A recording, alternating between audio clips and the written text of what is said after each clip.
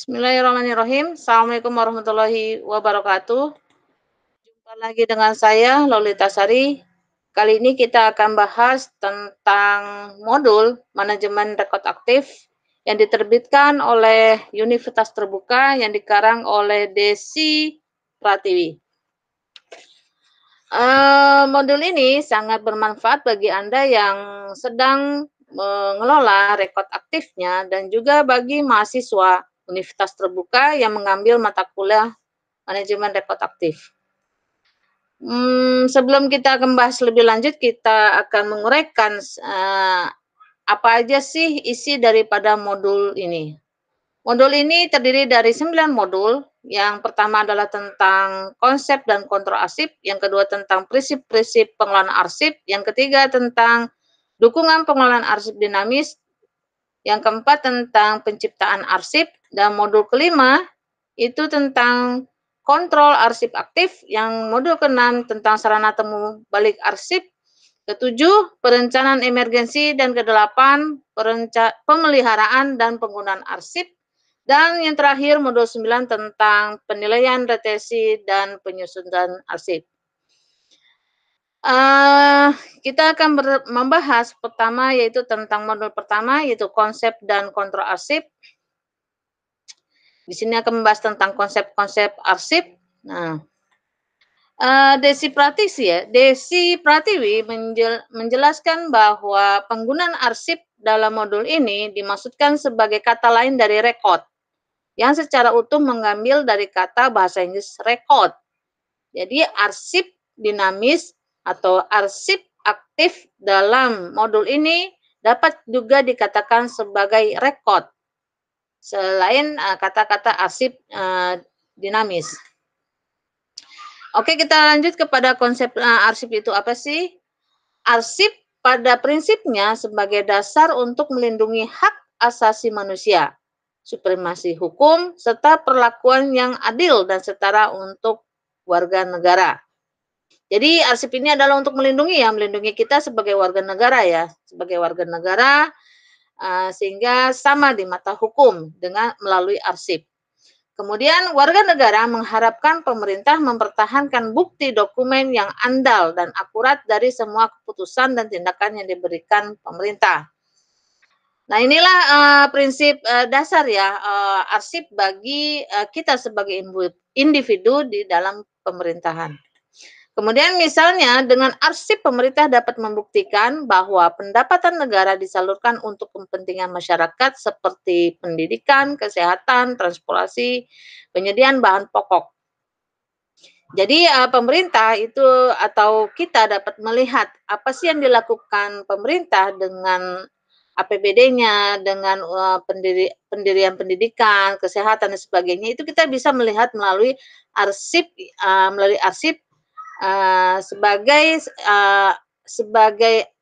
sebagai bukti samping dari kegiatan yang telah dilakukan oleh pemerintah.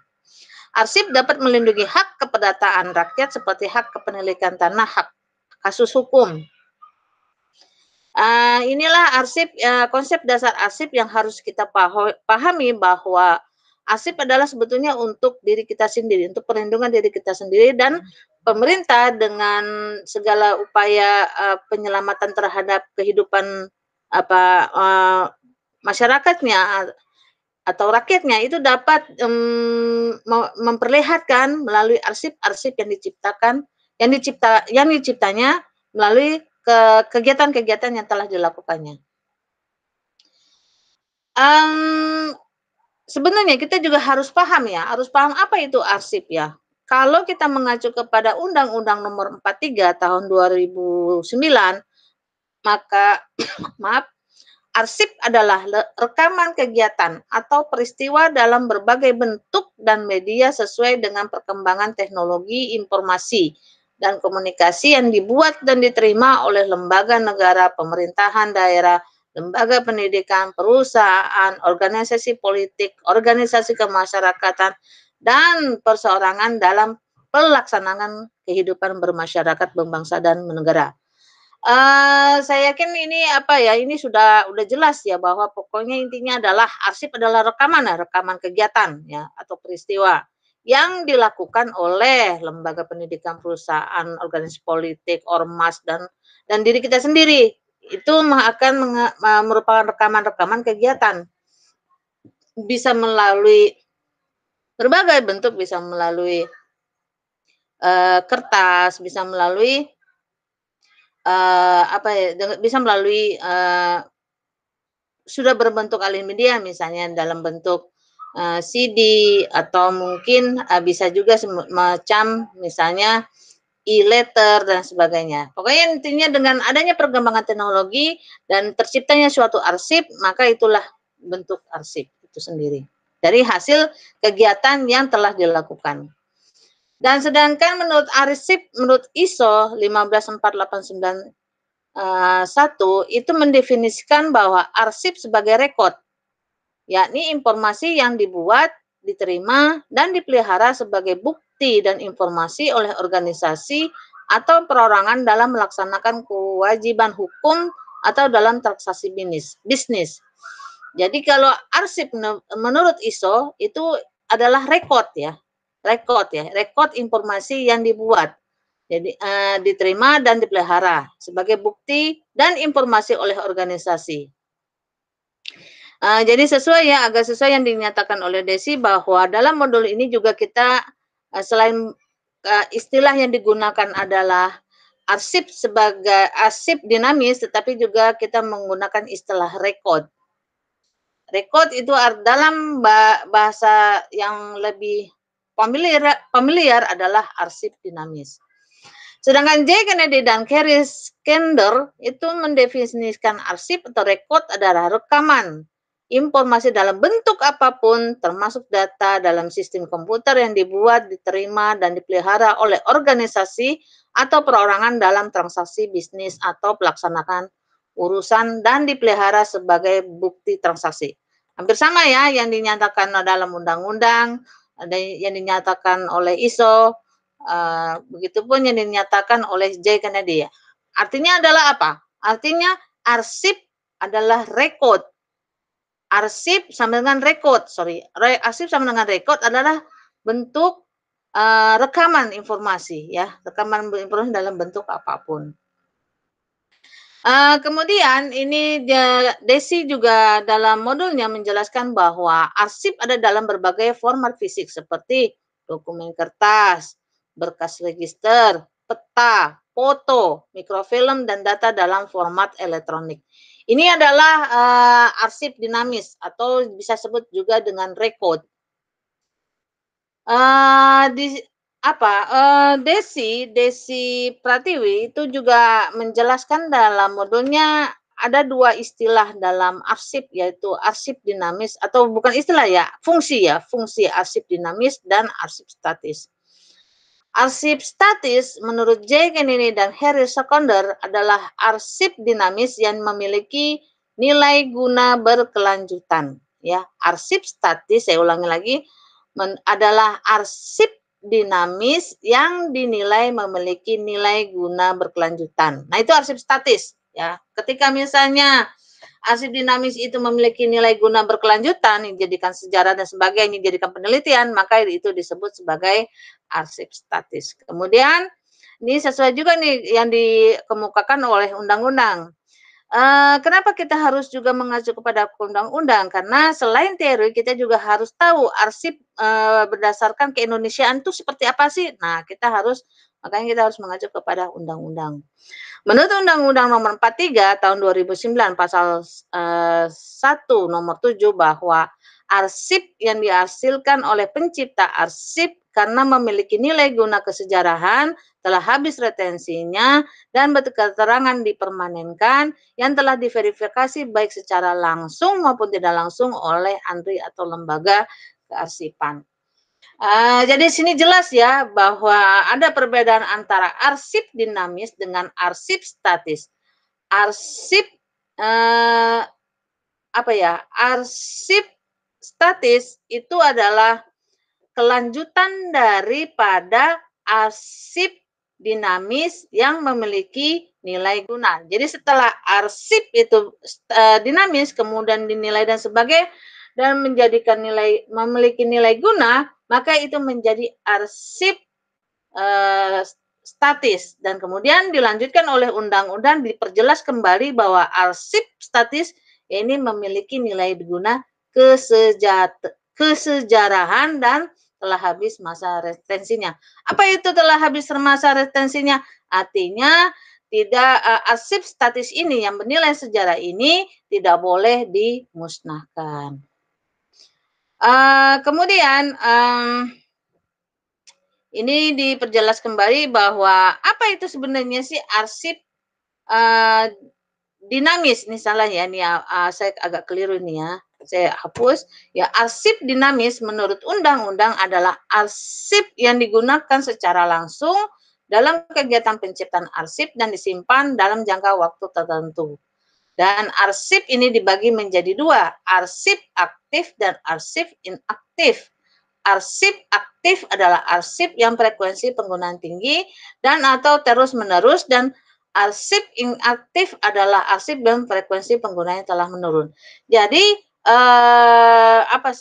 Desi Pratiwi berusaha untuk menjelaskan antara dimulai arsip itu dinamis, kemudian menjadi arsip statis. Yang telah saya kemukakan bahwa awal mula penciptaan suatu arsip adalah dinamis, kemudian karena dinamis ini memiliki suatu nilai guna kesejarahan dan mempunyai nilai keberlanjutan, maka dia menjadi arsip statis.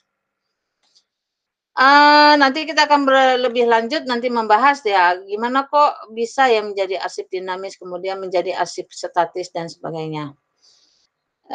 Kemudian karakteristik, kita harus pahami nih, selain kita memahami konsep-konsep arsip dinamis dan konsep-konsep arsip statis, maka kita harus memahami karakteristik dari arsip. Apa sih?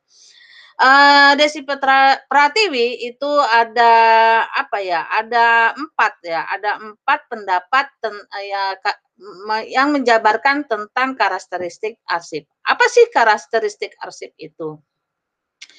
Karakteristik arsip menurut IRMT, International Record Management Trust, dan ICA itu International Council on Archive. Yang pertama adalah karakteristik arsip itu ada 4 ya di sini, ada statik, kedua memiliki otoritas, dan ketiga adalah unik, dan keempat adalah otentik. Apa itu statik? Statik, arsip bersifat tetap, tidak dapat diubah. Tidak dapat diubah lagi setelah disepakati dan ditandatangani. Artinya ketika suatu dokumen misalnya ketika suatu dokumen sudah ditandatangani, maka dia sudah statik, sudah tetap, tidak dapat diubah. Ya, sudah ditandatangani sebagainya suatu dokumen, maka itu sudah bersifat tetap, tidak boleh diubah. Kemudian yang kedua adalah memiliki otoritas. Arsip sebagai bukti yang sah, reliabilitas arsip dapat diandalkan dan dipercaya. Siapa yang membuat dan siapa yang menciptakan, otoritasnya siapa dan sebagainya. Jadi arsip itu memiliki otoritas. Jadi ketika dia memiliki otoritas, maka dia bisa sebagai bukti yang sah. Karena yang membuat dan menciptakan dan lembaga siapa yang menciptakan itu jelas. Ketika tidak jelas, maka arsip itu tidak bisa menjadikan bukti. Tapi ketika ini jelas otoritasnya, maka dia bisa menjadi suatu bukti. Kemudian yang ketiga adalah unik. Arsip diciptakan selama transaksi atau proses bisnis tertentu. Oleh karena itu dalam pemeliharaan sesuai dengan konteksnya. Inilah keunikan arsip. Artinya di arsip ketika diciptakan itu sudah jelas tuh pemeliharaannya, konteks dan strukturnya sudah jelas. Nah, itu unik. Kemudian otentik. Otentik adalah arsip sebagai bukti bahwa apa yang tertuang dalam isi naskah dapat dijadikan alat bukti. Jadi apa yang isi daripada arsip itu sebagai otentik. Nah, karena otentik itulah makanya dia bisa menjadi alat bukti. Kemudian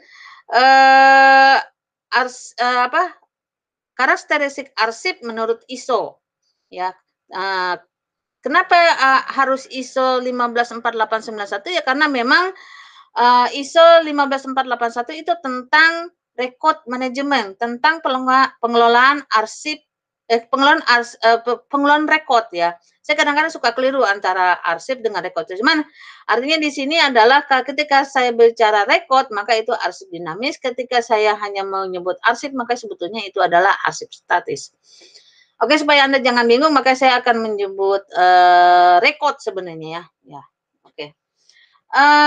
Dia menjabarkan eee, ada ada 3 ada 3 ada 4 sorry, karakteristik arsip menurut ISO 15489 satu itu adalah ada otentik, hampir sama ya, otentik, andal, integritas, kegunaan, hampir sama sebenarnya dengan yang diungkap oleh IRMT dan ICA ya. Mmm, Otentik udah jelas ya, otentik bahwa arsip bisa dapat dijadikan suatu bukti ya, sebagai suatu bukti. Nah, itu disebut otentik, kemudian andal itu otoritas, dia memiliki otoritas dan sebagainya, siapa yang membuat dan siapa yang menerbitkan dan sebagainya, itu jelas otoritasnya. Misalnya, UT mengeluarkan, surat, ya surat tentang SK penerimaan mahasiswa baru, itu otoritasnya jelas, di situ ada nama mahasiswanya, di situ ada tanggalnya, di situ ada yang tanda tangannya, di situ ada kopnya, di situ ada capnya dan sebagainya. Jadi otoritasnya jelas siapa yang mengeluarkan arsip dan sebagainya. Terus integritas, integritas ini arsip merujuk kepada kelengkapan dan tidak dapat diubah. Artinya memang arsip ketika itu tadi yang dinyatakan oleh Ica hampir sama ya, bahwa arsip ketika sudah dibuat, maka tidak dapat diubah dan sebagainya.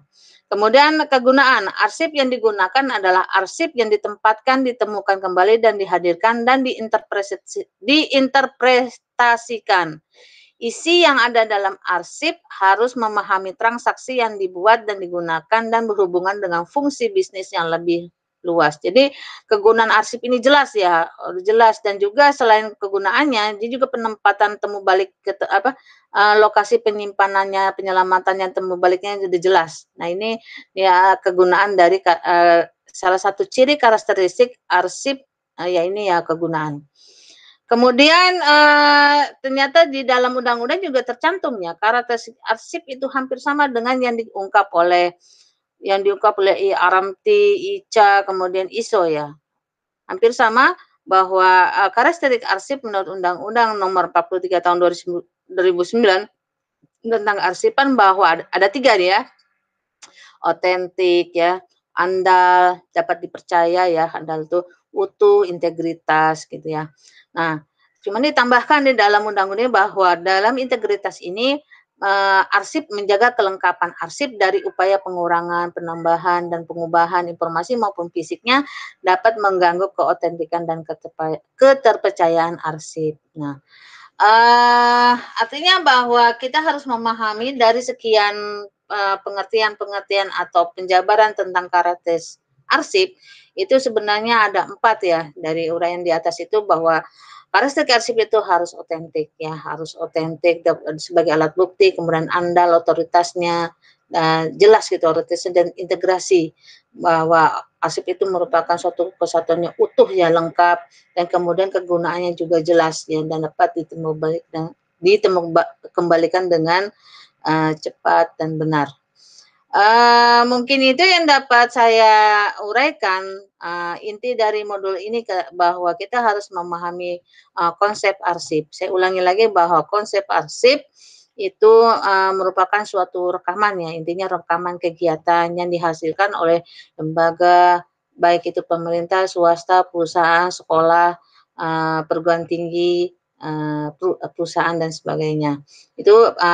Itu, itu dasar-dasar dari konsep arsip ya, konsep arsip adalah rekaman ya, rekaman peristiwa dan sebagainya.